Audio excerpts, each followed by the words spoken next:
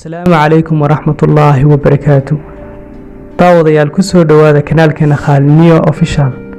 fadlan haddaad nagu cusub tahay daawade subscribe saar, sidoo kale gambaleelka furo. haddaad hore noola socotayna like, share iyo comment. tana annaga waxay noo noqonaysaa mar kasta dhiirigelin iyo inaan soo saarno videos kale oo fiican. muuqaalkeena daawadayaal waxaanu ku eegi doonaa hurdo la'aanta, sidoo kale noocyada kala duwan ee hurdo la'aanta iyo waxa sababa hurdo la'aanta.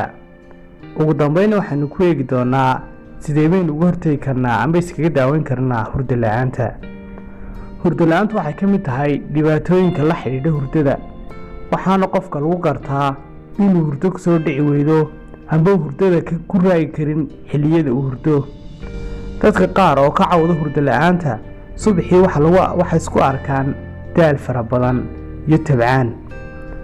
daawadayaal, noocyada hurdo la'aanta waxaa loo qaybiyaa laba qaybood: hurdo la'aan aan la xidhiidhin wax xanuuna oo jidhka ku jira iyo hurdo la'aan la xidhiidha xanuuno jidhka ku jira sida gaastiriga, kansarka iyo wixii la mid ah. haddaba hurdo la'aanta aan la xidhiidhin wax xanuuna oo jidhka ku jira waxaa loo qaybiyaa laba qaybood: hurdo la'aan kusoo booda oo qofku isku arko maalmo kooban, iyo hurdo la'aan uu qofku isku arko waqti aad u badan. haddaba maxaa keeni karaa hurdo la'aanta aan u bixinay? waa mid kusoo booda ah, taasoo qofku isku arko muddo kooban. waxyaabaha keeni kara waxaa ka mid ah niyad jab in qofku dareemo, isku buuq, isbeddelka deegaanka oo ku dhacda qofka, waqtiga hurdada oo la bedelo sida habeenkii oo la shaqeeyo. waxyaabahaas oo dhan waxay ka mid yihiin waxyaabaha qofka ku keena hurdo yaraan, taasoo ah mid kusoo booda ah. haddaba maxaa keena hurdo la'aanta raagta?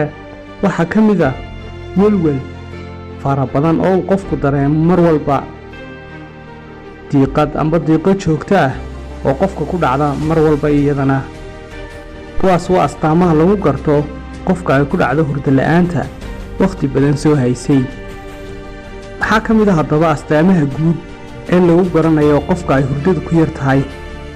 maalintii marka uu joogo goobtiisa shaqo ama goobtiisa waxbarasho wax laga dareemayaa hurdo inuu qofku ay qabanayso, daal fara badan, xanaaq, hilmaan badan iyo sidoo kale fahmi yari. haddaba sidee loo daaweeyaa hurdo yarida? badanaa hurdo la'aanta soo boodada ah wax daawo ah looma qaato.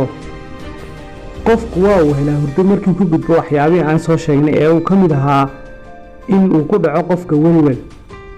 haddii aad ka welwelsan tahay hurdo la'aan, ha isku dayin inaad marna qaadato daawooyin aanu kuu qorin dhakhtarku. haddii aad isticmaasho daawooyin aanay kuu qorin dhakhtarradu ood u isticmaasho hurdada waxay keeni karaan xanuunno kala duwan. haddaba hurdo la'aanta la xidhiidha xanuunnada, tusaale ahaan hadduu qofku leeyahay wadna xanuun, waxa uu dhakhtarku siiyaa daawooyin ku habboon si uu ugu isticmaalo xanuunkaasi. haddaba waa maxay talooyinka kaa caawin karaa inaad hesho hurdo kugu filan? jiifso habeen kasta wakhti go'an, iskuna day inaad soo toostid wakhti go'an. ka fogow wakhtiyada habeenkii cabbidda qaxwaha, kafeega, sigaarka iyo sidoo kale qaadka. samee jimicsi joogto ah. hurdada ka hor ku qubayso amba ku maydho biyo diiran. akhriso qur-aanka kariimka ah. isbar inaad mar kasta sariirtaada keliya u isticmaasho hurdo ee inaanad u isticmaalin waxyaalo kale sida moobilka oo kale. marka aad jiifsanayso, haddii aad ka fikirto wixii aad maanta la soo kulantay, isku day inaad beddesho fikirkaa isaga ah oo ka fikir wixii aad berri qaban lahayd. daawadayaal, muuqaalkiinii maanta intaasuu noogu egyahay.